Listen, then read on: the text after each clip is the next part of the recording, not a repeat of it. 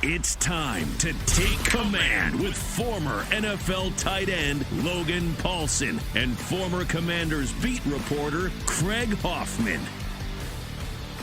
What's up? What's happening? Welcome in to Take Command. I'm Craig Hoffman. One last time, if you haven't heard, that's Logan Paulsen. And if you truly haven't heard, if you missed the Goodbye-a-Palooza on Wednesday on the radio, this will be my last episode of Take Command. I am taking a new opportunity with the Wizards and Mystics in their front office as the Senior Director of Basketball Identity and Integration, which, Logan, is a very fancy title. Every time I say it, gaudy. I chuckle.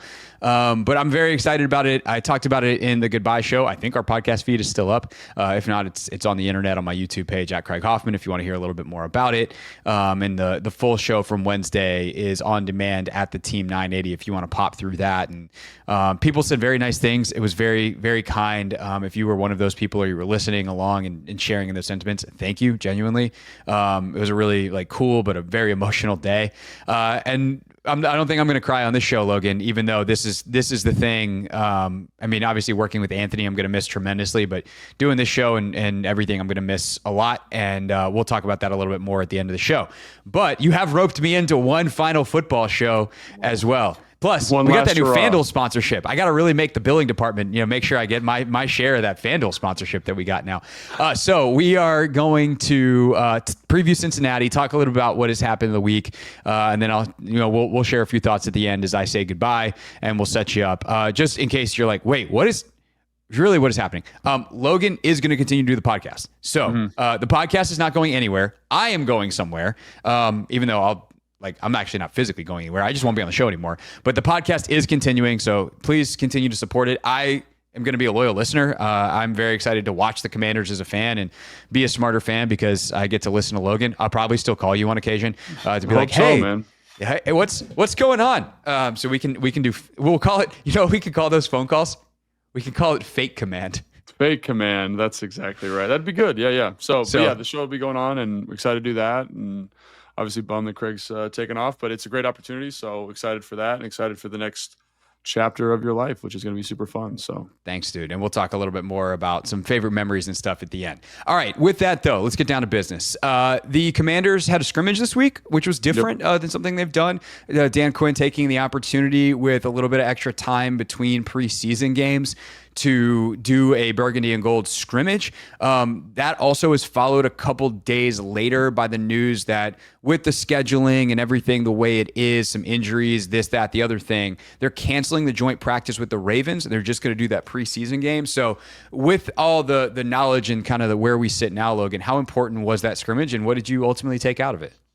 Yeah, I think it was pretty good to have the scrimmage, obviously, because of the preseason game, right? Like the starters didn't really play. They didn't play at all. They didn't play at all. And so I think it was just a good opportunity to get them on the field and kind of emphasize some of the stuff that came out of the scrimmage. Like they had the refs out there. I felt like in the first couple of sequences, they were being really aggressive with penalty calls. Like there was one where they called Jeremy Tunsil for offsides, and I was like, if you got your microscope out, maybe that's a penalty. Kind of how he's got that reputation for jumping out of there early. And I was like, that seems borderline. But it did feel like they were trying to make a point. Like, let's call this really tight. Let's make sure we're aware of our techniques and our positioning and our formations. I think that's appropriate, right? Because like everyone said, like coming out of that preseason game, what are some ways you can coach that? And honestly, this is one of the best ways, in my opinion, to kind of get that stuff cleared up and clarified. So, and I also think it's good, it's day 10 or 11 when they had that of camp. Like, I hate to be the bearer of bad news for fans out there, but it gets a little bit monotonous. It gets a little bit tedious in camp. So I think this is a great way to kind of spice it up in between preseason games. You have a long layover in between the New England one and the Cincinnati one. So why not take advantage of that? And it was cool to see the energy that the guys brought to practice, like how excited they were, kind of the how they were kind of talking to each other, the noise they were spitting at each other, I thought was really interesting to see. And you see people's personalities a little bit more. You see guys working together that don't normally work together. Like, that's always fun. That's a good thing. So I think all in all, great way to kind of break up the monotony of camp and great way to emphasize some things that came out of the preseason game. So I think that's why it's important to have this. And Dan didn't do this because of the preseason game. He had it on the schedule before, but I think it's a great opportunity just to kind of emphasize some things at this point in camp. For sure. And the two things that I think in the before and the after that I was thinking about when I talked about it earlier in the week on the radio was one, there was that lack of intensity and like lack of signature Commander style that Dan talked about after the preseason game. And I think there was a couple players that seemed to take it upon themselves to make sure that was there from what I saw reported in the practice. Mike Sanders still coming to mind at the absolute top of mind. Like I know he popped Luke McCaffrey pretty good. Noah Igbenogany, who we talked about like the signature Noah. Like there's going to be some plays where you're like but he's never going to lack in effort, never going to lack in intensity. I know there was a little bit of a scuffle after he hit C-Rod on the sideline pretty good. So like the guys who embody that seem to make sure to take it upon themselves to have that and be like, no. What you guys did, whether we played or not, whether the we here, like guys like Noah played, but Mikey obviously did. Mikey play at all? I don't think he played. Maybe he played a little bit. He didn't. Yeah, preseason. So no, he didn't. So like he's like, this is what it means to play when you put on the uniform, and I thought that was kind of cool. And then on the refereeing point, Dan said in the press conference which was before the scrimmage, like he mentioned the referees. And so now hearing you talk about how tightly it was called makes all the sense in the world. That seemed to be a very intentional thing from Dan Quinn, which is not surprising at all from Dan Quinn.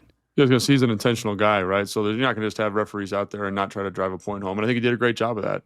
I think the other thing too, you mentioned like the Commanders' energy. I thought it was also cool that they gave coaches different opportunities and different roles, and I think that's really cool. And I think it's also cool to see. To me, it was just like a really cool opportunity to see how important game script is and game flow is. Because like when you just call in plays in practice, like you're literally kind of stepping back and objectively saying, is this work versus the look we presented? Yes or no? Like, how do we make it better? Like, can we get this guy spacing a little bit or the timing of the motion a little bit better? But when you're calling plays, you got to like stack plays. And so, the Burgundy team, for example, I thought they were like hyper aggressive, like wanting to throw the ball early. Obviously, I would abide by the same principle because Jane Daniels is the quarterback of the Burgundy team, right? But like understanding what the defense is giving you and then understanding how like when you get behind the sticks after a penalty, like what the defense is going to present. I thought it was like just a really cool, just reminder of like calling games is different than practice execution. And I think for some of those young coaches, it's just a good reminder. Like these are things you got to be thinking about.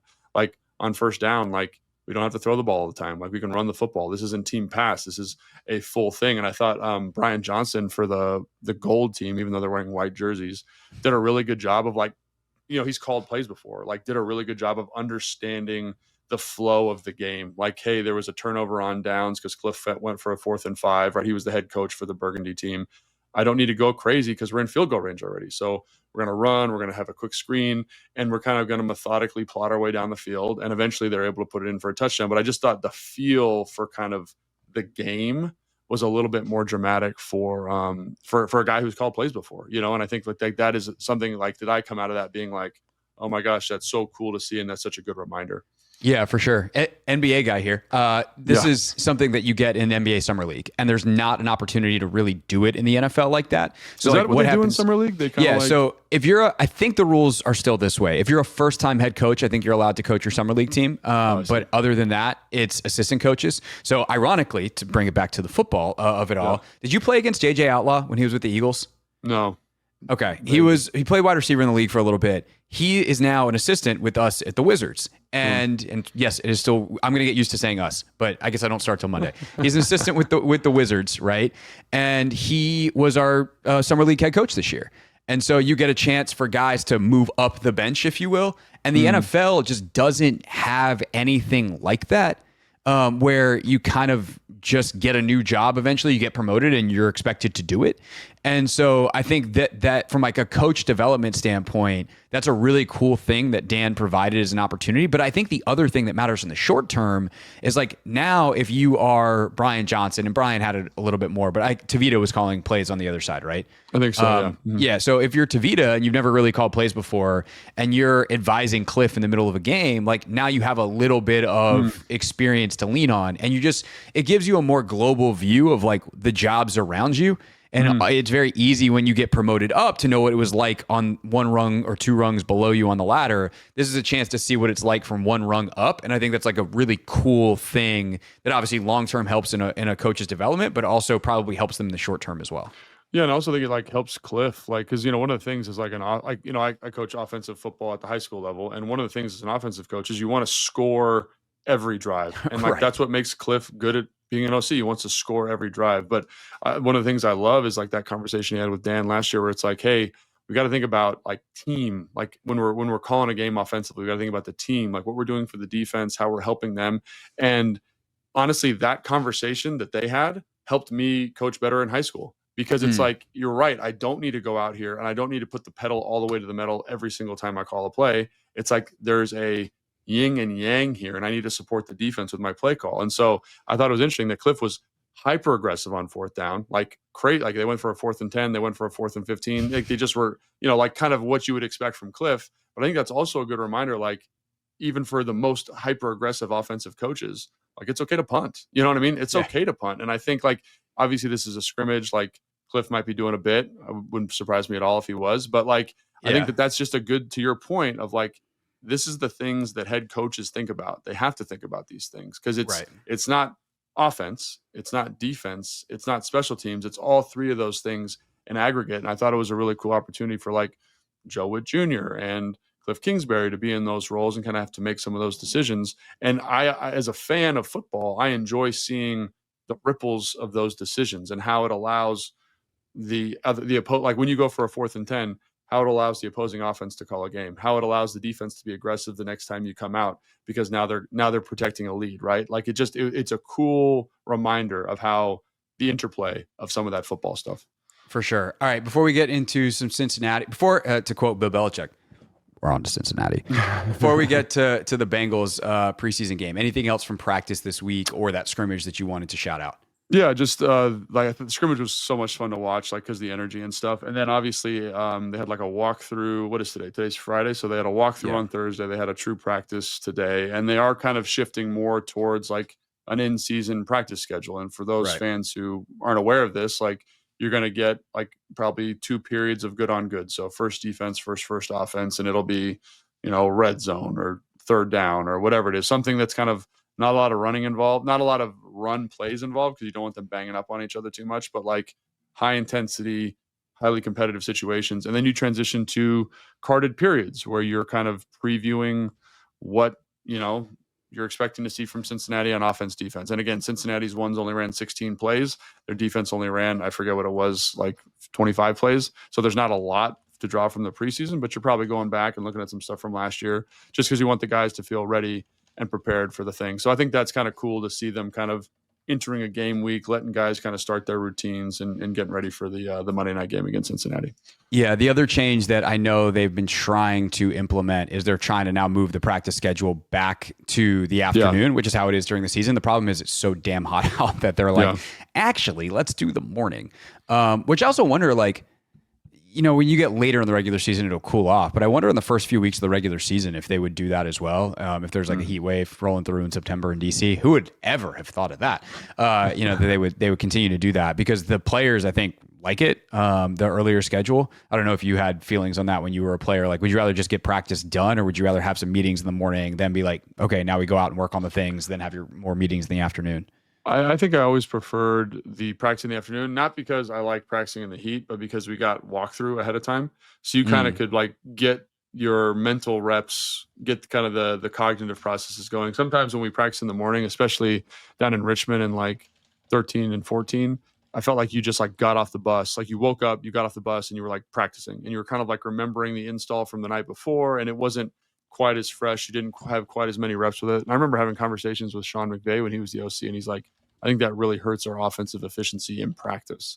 And I think that's something to be aware of. Like, again, like I didn't like the temperature. I didn't like the weather. I hated practicing. I hated it more than anything in my career, practicing in the heat.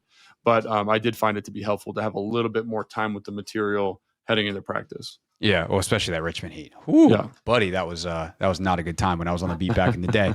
All right, when we get back, we will do a Cincinnati preview, what to expect in Monday Night Football against the Bengals, and then we'll wrap things up on the show and for me, period. Here on Tape.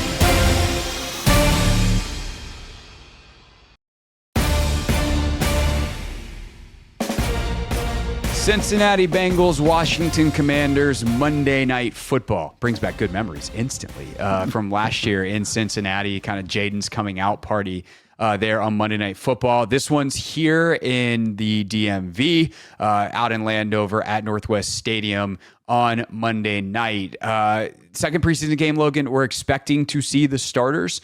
And so outside of like the who that we're going to see, what are you looking for on Monday night? Well, I wasn't able to go to the joint practice up in New England. So like my thing is like, does the defense, like they're playing this like hyper aggressive, like in Joe Wood Jr.'s words, like downhill style. They're blitzing a lot. They're being like getting in people's faces. Like, can you do that versus the best receiving duo in the NFL and one of the better quarterbacks? Like, it was crazy. I was watching Joe Burrow 16 plays from preseason, and I was like, this dude's a magician. Like he is so good at football. Like there was a play, and it's like just like a 2nd and 5, right? And they're running like a big out. Jamar Chase is running a big out. The left guard gets beaten like immediately, like quick win, like hands down. The defensive tackle's got the guy's outside shoulder. He's running at the quarterback. Joe Burrow gets the top of his drop and just like cool as a cucumber throws this ball. Joe, like he's not even started his break. Like they're talking about, like he's throwing it before he's out of his break. Like Jamar Chase has not even started breaking down yet. The ball is out. He catches the football. And I was like, that should have been a sack, maybe a sack fumble with how quickly that guard lost. And it doesn't even register because of how good he is, right? His ability to navigate the pocket, make those throws. And so you want to be aggressive, right? But can you be aggressive with these receivers? Jamar Chase, who's excellent against man-to-man coverage. T. Higgins, who's also excellent against man-to-man coverage. You've got their slot receiver, the kid from Princeton, who Shavas. Again, who's a bigger guy. How does Mike Sanders still match up with him? And you've got a good pass-catching tight end. So, like, they're going to stress you offensively. Like, what's the plan from Joe Wood Jr.? Are we going to pressure? Are we going to be softer in coverage? Like, because again, I think you could take advantage of that O-line, but can you actually get production off the offensive line is a question to me, because like watching those 16 plays, I was like, damn, like he does it in a way that is so uniquely him, right? He does it in a way like it kind of harkens back to like the Tom Brady, Peyton Manning, Drew Brees, these guys that were so athletic in the pocket, like, and they can just maximize all these throws with timing and anticipation. And like now you get like Lamar and Josh Allen and, Jaden Daniels to a certain extent, Patrick Mahomes, who are just like these crazy athletes back there. And then Joe Burrow's a little bit of a throwback. And I'm like, I don't know if you want to blitz him. I think he's going to know what to do. I think he's going to be able to target the protections. And so I think this is a really awesome test because like, in the Burgundy and Gold scrimmage that we had, the defense looked awesome. Yeah. Pressed up, choking guys out, bringing pressure. We're winning one-on-ones at the line of scrimmage. Like Kinlaw, man, like looks like an absolute horse when he's out there. Like he had this pass rush move on the guard where the guard punches two hands. He does an up swipe. The guard, I've never seen a up swipe actually work because no one's strong enough to do it. He gets the hands up and then beats the corner. And I was just like, if we can get some of that going, this is going to be awesome. But can you handle that with Joe Burrow back there? So here would be my question. If that's how you want to play, and Burrow might be the only guy in the league who you can't do that against. I mean, Mahomes is also a supercomputer, and so you'll have him. I think it's like week 7 or week 8. Even Lamar, like even the guys we just mentioned, those top 4 guys, like Lamar, Mahomes, like Burrow, Allen. But Burrow, even amongst them at the line of scrimmage, like he might be the best of that bunch. Like the rest of them are like 9.8s, and he's a 10. Yeah. Right. So, but like point being, against a lot of teams, you can play that way. And even against like the Chiefs, right? Mahomes might know what's coming, but I don't know if he has the horsepower on the outside, or Baltimore, even if Zay Flowers is banged up. Like, do they have the horsepower on the outside versus Higgins and Chase? So if you're Joe, do you just run your defense and hope for the best and see what happens? Or do you game plan a little bit and be like, hey guys, do you just know if we do the things that we normally would want to do that we would never do if there was the regular season against this team, we're going to die. So there's no purpose in practicing dying, or do you see what happens? Like I could see it both ways. Yeah. Do you have any strong thoughts on which way he goes? You know what? Like I kind of want him to throw it. Like if that's your fastball, like throw it. Like, that old, he was the Dodgers pitcher versus Barry Bonds. They had a bet. Have you heard this thing? So like I was a Dodgers fan when I was younger. And so basically this guy was the best closer in the league. He'd come out there and he would just throw absolute heat, like 101, 102 miles an hour. And he had a bet with Barry Bonds. He's like, next time I'm up, if you guys are winning by like a score in the bottom of the 9th and I'm up, I just want you to, and you think and the guy was like, I can get you out just throwing a fastball. And so he did it. Like, it was just like, and Barry Bonds hit a home run. But I want to see that. I want to see you throw your fastball. If this is who you want to be, let's throw it. I know this is a dangerous player, Barry Bonds, Joe Burrow in this example, Right. but like, I want to see how close we. Eric Gagne, there we go, Evan. That's why you get Eric Gagne back in the day. I remember Eric Gagne. I was trying to think. Yeah, that dude was nuts. That dude would do that with Barry Bonds. That dude was nuts. Like, compliment. Loved I think. And yeah, now I'm going to Google Eric Gagne and be horrified. But anyway, I want to see that. Like, and so part of me is like, can Trey Amos match up? Like, let's see it. Like, you always talk about the staff talks about evaluation competition. Like, let's do it, man. Let's see it. And this is not how we're going to do it in the regular season. I get that. We're going to game plan. We're going to be locked in X's and O's, the whole thing, scheming stuff up. But I want to see that. I want to see an at bat where it's fastballs, home run hitter, and who blinks first. And that'd be talk about drama in a preseason game. Like, that would be drama in a preseason game. And if they hit a home run, who cares? It's preseason. It's like, okay, well, we tried. Now we know next time we might sneak a curveball in there if we're facing old Joey B and Jamar Chase and T Higgins. Elsewhere on defense, I mean, obviously the other thing is the run defense. Cincinnati's not the world's greatest running team traditionally, and their back situation is not like amazing. So I'm definitely curious to see if the run defense can hold in a big game. Obviously, the Patriots got a couple of gash carries against Washington, as you mentioned on the film review show, that some of that was kind of game planned up.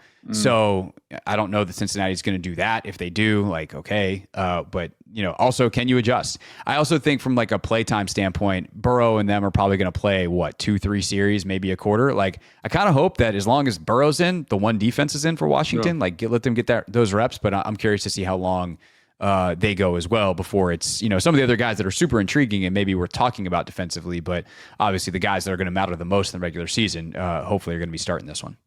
Yeah, no, I think that's what I want. Like, I just want to see them because they've been the story of training camp, right? The defensive backs, like Harris, Quan, Mike Sanderson, all those, like, they've been the story. So like, if they can be that good versus this group with a couple days of prep, we talked about how they start doing cards, like, I want to see it, and I want to see how good they look. And if Kinlaw looks as advertised, and Payne looks like he's in the shape he is, and Armstrong, the way he's been rushing on third down has been amazing. So let's see it, man. And again, like, to me, that is, I get excited for preseason games generally, like, because I think it's fun to watch the back half of the roster guys. I don't think I've ever been this excited for a preseason game to watch our defense against this. You know what I'm saying? Because it's like, you want like a bar, like, this is it. Let's see it. And you mentioned the running games, like, they had some gashes against Philadelphia. Obviously, Philadelphia's backups in the first preseason game, Cincinnati. But they got Chase Brown, who's kind of a home run hitter. They've got some good size in the backfield. I want to see it. Like, it's a good test. Good offensive test, good defensive test. Let's check it out. So yeah, for sure. And then obviously we'll see what the depth pieces can do. And some of those guys, like, what's Javonte Jean-Baptiste? I'm putting you on the spot here, but is he back in practice yet? I don't think so. Not yet. They are a little bit banged up. Like, Laramie Tunsil missed the walkthrough yesterday. He's got some groin. Like, so it'll be interesting to see. Like, Brandon Coleman hasn't practiced for a couple of days. Right.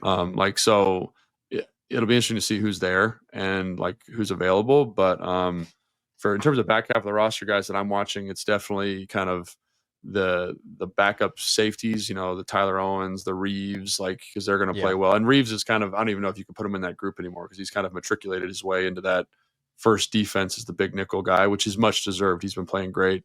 But Kane Medrano, like, I thought we talked about how he came out of that first preseason game.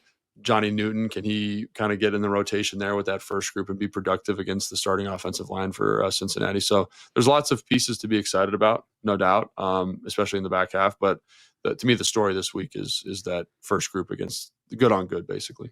Yeah, for sure. And then obviously some of the newer guys that have come in, they've signed a couple of guys this week. Is how do they play? Does the defense look a little more solid?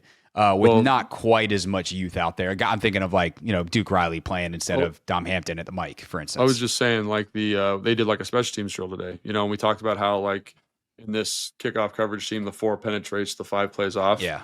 And it was like Nick Ballore and Duke working that drill today. And I mean, it looks like butter. You know what I'm saying? Like, it almost looks like they've done it 1,000 times because they probably have, because they're special teams guys, just right? Not together, but now it already looks like they have together. Yeah. And so I think that's going to be much improved. And that's what they are talking about. They want to get a little bit more experience at the linebacker spot. And it's for stuff like that. And it's for stuff like in that later in the game where Duke Riley, he's played a lot of defense, right? I think this is year 7 or 8 for him. Like, Let him get out there. Let him call it. Let Kane be the will. Let him do his thing. Think less. Play fast. I think it's going to help everybody out. For sure. Offensively, I just don't know what to do. Like, I don't know what to make. I don't know how much you play the guys because, obviously barring something, I would say not barring something changing. Terry could sign. He's not going to play on Monday at this point. It's too late in the week. But without Terry, Noah Brown feels like he's probably still not playing. I don't know if he participated in the walkthrough yesterday, but he's barely practiced. Laramie's banged up. You're not going to take the risk there. Coleman's banged up. So you're like, your 1.5 offensive line, or actually really you're down to 2 starters. You're down to Connerly and Biotish, if Connerly's even a starter. But now he kind of has to be because Wiley, you need him to play guard, or maybe even left tackle. So like you're super banged up there. You don't have your top receivers outside of Debo. So it's hard. Like at that point, the risk reward, calculation is a little bit different. Like, is it even worth putting Jaden Daniels out there for any extended period of time when these are hopefully not the guys he's going to play with in the regular season? Or do you look at it as like, well, outside of Terry, all these are injuries. Maybe this is what we have in the regular season. Like you got to line up. They don't move the game because you're hurt. You got to line up and play on Sunday. So, or in this case, Monday night. So the offensive side of the equation is complicated in immense ways. Yeah, no, I think that's 100% right. And I think Tunsil will play because he didn't practice yesterday, but he practiced today. So I'm assuming that's like a positive. I don't know. We'll see what happens, but I'm sure that's a positive. I'm assuming that's a positive trend. Connerly looked pretty good at right tackle today. And then you got Wiley and Allegretti, who are experienced players next to Biotish. So I think that feels I'd be okay putting him out there, basically, is what I'm saying. And obviously you prefer Coleman if he was healthy to be ready, and then Allegretti to be the swing guard center piece.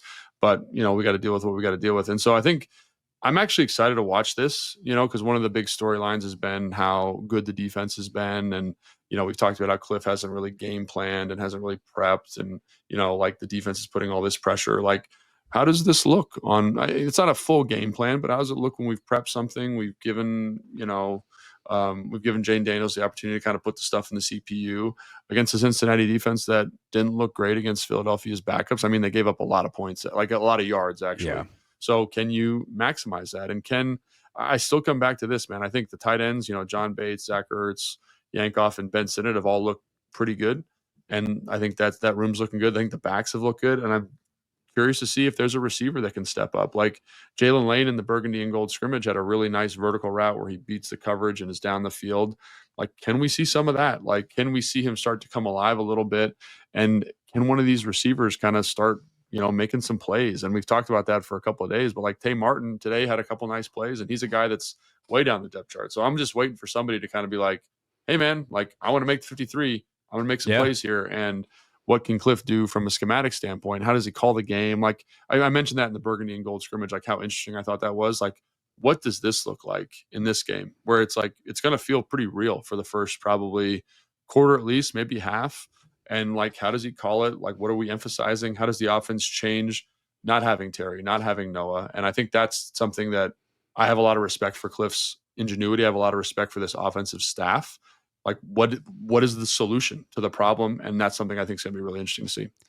Yeah, I'm fascinated. I mean, obviously on the personnel side, like the receivers, it's the question of camp in a lot of ways. And it's because it's the dual layered question of like, how good are these young guys, but also like, how much leverage, if you will, does Terry have, or however you want to phrase that, of just like how in trouble is the team if he's not out there because of the contract situation. And so I'm definitely intrigued to see what can happen on Monday night. There's also a chance that, if they're only going to play like a series or two, and it's really more about getting out there, getting the helmet on, being in the huddle, calling some plays, like, do you do what they did with Mahomes, where they just like, he threw one pass, right. And so it's just like, let's just run the football a ton with the first team offensive line, and not really worry about the receiver question for right now. I could see that as an option, but I tend to think that they're probably just going to go out there, run some stuff, try to feel good about their offense, and then they shut it down, presumably for the rest of the preseason outside of practice. I don't think they're going to play against Baltimore. Maybe I think there's probably a slightly elevated chance that they do because there's no longer the joint practice. Yeah. But traditionally, teams have shut it down since the move to 3 preseason games. They've treated that one like the 4th, where it's about the back end of the roster getting opportunities, not necessarily the first guys getting ready. So gonna be fun.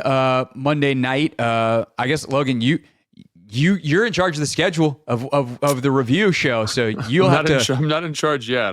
We haven't figured out who's going to do the show yet. Hopefully soon, in the next 24 hours, we'll have something, and then we'll try to do something on Tuesday. We'll see. So yeah, fingers crossed. But yeah, I would imagine there's a show on Tuesday with someone, Logan, and then someone else will be in this square, or maybe Logan. What if you took over my side of the screen? That would be a pretty big deal. We'd have to talk to Evan about that. That's where he gets paid the big bucks. Which side of the screen are you on? So so we'll have that. So there will be a Take Command review show very early next week after the game, which would mean probably Tuesday. It'll be Logan and friend or friends. So look forward to that. As for my time on Take Command, we wrap it up.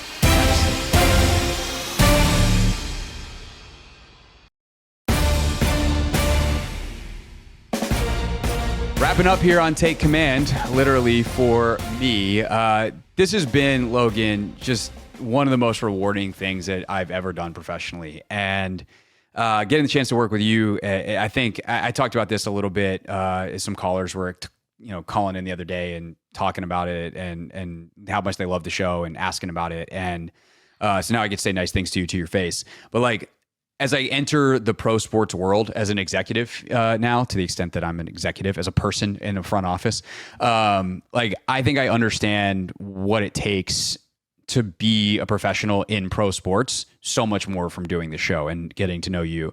And some of that is very specific to you. You had to dot every I and cross every T to play 10 years in the NFL. And learning what that experience was like for you has shaped the way I think about what it means to be a professional athlete and what needs to happen for professional athletes to succeed. So even though this was a football podcast and like I learned so much about the X's and O's of football and the schematics and the way things are done in the NFL from my time on the beat and then doing the show, like the thing that I personally take from this show, besides like the fun times that we had and the stories we can tell, is what it truly takes to be a pro in pro sports. And for that, I am forever grateful. And hopefully it will also help us with the Wizards and the Mystics be a lot more successful, whatever role I have and whatever impact I can have moving forward.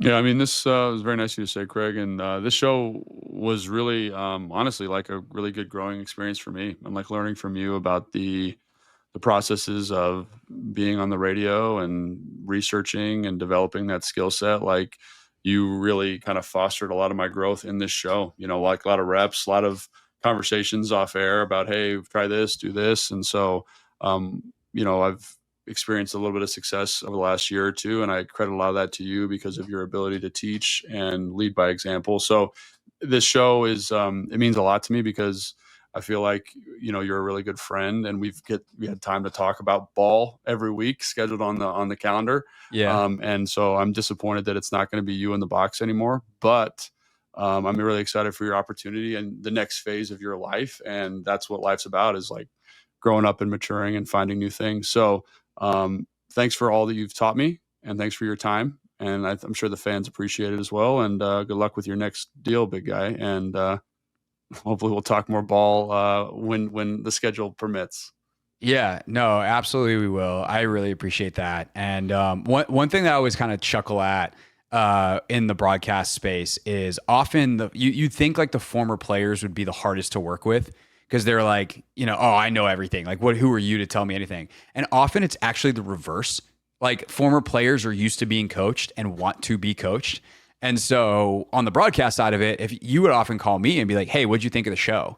And I'd be like, I think we did a good job here. I think maybe that could have been a little tighter. And you'd be like, yep, okay, got it. Or like, I agree. And like the I agrees and like your ability to self-evaluate, I feel like grew over the years, which just shows what kind of student that you were. And I'm thrilled to see and like, I think it was also fun for us too, like the way the show evolved. And we started doing, there was like kind of a pre-Take Command, like we did that training camp thing a couple years ago. And then Take Command launched. We were one of the first 10 podcasts in the entire network of our like Odyssey Sports network that now has probably like 100 podcasts or something like that. I don't know how many we have. It's a lot. And it, we used to have like meetings, and it was, I like the way you can judge growth now in 2025 is like how many boxes are in the Zoom.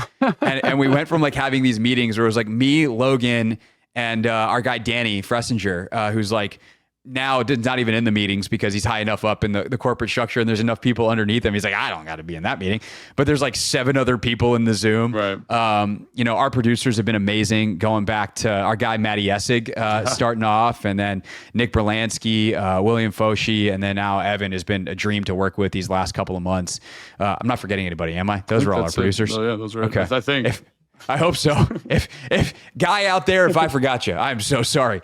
But it's been really cool to see like how the show has grown. And then, also got to like genuinely, I probably should have done this on the radio show too, but this will get to the Commanders specific people. Like thanks to the Commanders, and like Sean DeBarbieri and his staff, Charlie and Sam and JC for their help on the radio side of like getting interviews and stuff over the years, but also like letting us do the show post game from the stadium. Yeah. Like they didn't have to do that. And it made our lives so much easier. It was a tremendous opportunity for the show. And it also obviously provided the greatest moment in show history when I was able to troll Bear fans right after the Hail Mary, which was brought up many, many times this week as people like relived their favorite memories. I literally had people like in the YouTube chat Wednesday being like, who's going to troll Bears fans? I'm like, I don't know, but I'm sure you guys will figure it out. Yeah, Group project, do it all together. So I thanks to them. And obviously thanks so much to all of you. The mailbag questions, I looked like off-season podcasting can be a bore. It can be a huge labor. And I really looked forward to the mailbag episodes because they were so much fun to do. And so the interaction, the comments that you guys left, just everything that the audience contributed to the show, that people from outside, guys like John Keim, who came on regularly, Mina, who you came on in the offseason the past couple of years, Robert Mays, like on down the list of guests that we had.